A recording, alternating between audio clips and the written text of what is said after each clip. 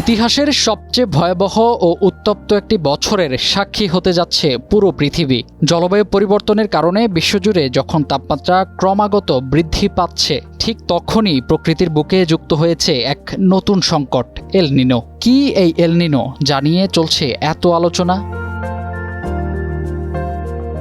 প্রশান্ত মহাসাগরে শুরু হওয়া এক উত্তপ্ত আবহাওয়া চক্রের নাম এল নিনো, যার ফলে ২০২৬ সালের বাকি সময় জুড়ে চরম আবহাওয়ার মুখোমুখি হতে যাচ্ছে পুরো বিশ্ব।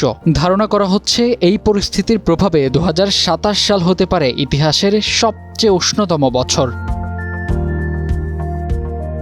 মূলত প্রশান্ত মহাসাগর এবং তার উপরের বায়ুমণ্ডলীয় অঞ্চলের এক বিশেষ পরিবর্তনের নাম এই এল নিনো। স্বাভাবিক অবস্থায় সমুদ্রের উপর দিয়ে বাতাস পূর্ব থেকে পশ্চিম দিকে প্রবাহিত হয়, তবে এই বায়ুপ্রবাহ যখন দুর্বল হয়ে পড়ে তখন সমুদ্রের তলদেশের উষ্ণ পানি মধ্য ও পূর্বাঞ্চলীয় ক্রান্তীয় প্রশান্ত মহাসাগরে ছড়িয়ে পড়ে।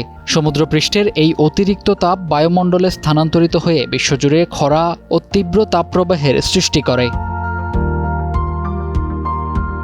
১৬০০ দশকে প্রথম শনাক্ত হওয়া এই আবহাওয়া চক্রটি এবার ভিন্ন রূপ ধারণ করেছে। বিজ্ঞানীরা একে সুপার এল নিনো হিসেবে আখ্যায়িত করছেন, কারণ প্রশান্ত মহাসাগরের গভীরের পানির তাপমাত্রা এবার গড়ের তুলনায় প্রায় ৬ ডিগ্রি সেলসিয়াস বেশি। মার্কিন আবহাওয়া সংস্থা নোয়ার মতে বর্তমান পরিস্থিতিটি ১৯৫০ সালের পর থেকে রেকর্ডকৃত ইতিহাসের অন্যতম শক্তিশালী এল নিনো হিসেবে স্থান পাওয়ার সম্ভাবনা রয়েছে। প্রাকৃতিক এই চরম অবস্থার কারণে বিশ্বের বিভিন্ন দেশে আবহাওয়া সম্পূর্ণ বদলে যাবে। দক্ষিণ আমেরিকা, অস্ট্রেলিয়া ও দক্ষিণ পূর্ব এশিয়ার অনেক দেশে তীব্র গরম ও খরার কারণে ফসল উৎপাদন মারাত্মকভাবে ক্ষতিগ্রস্ত হতে পারে, যা বিশ্বজুড়ে খাদ্য সংকট ও দাম বাড়ার আশঙ্কা তৈরি করবে। অন্যদিকে যুক্তরাষ্ট্রের কিছু এলাকায় অতিরিক্ত বৃষ্টির কারণে বন্যার ঝুঁকি বাড়বে। আবহাওয়া সংস্থার মতে এই পরিস্থিতির কারণে পৃথিবীর প্রায় সব জনবসতিপূর্ণ এলাকায় এবার স্বাভাবিকের তুলনায় অনেক বেশি গরম পড়তে পারে।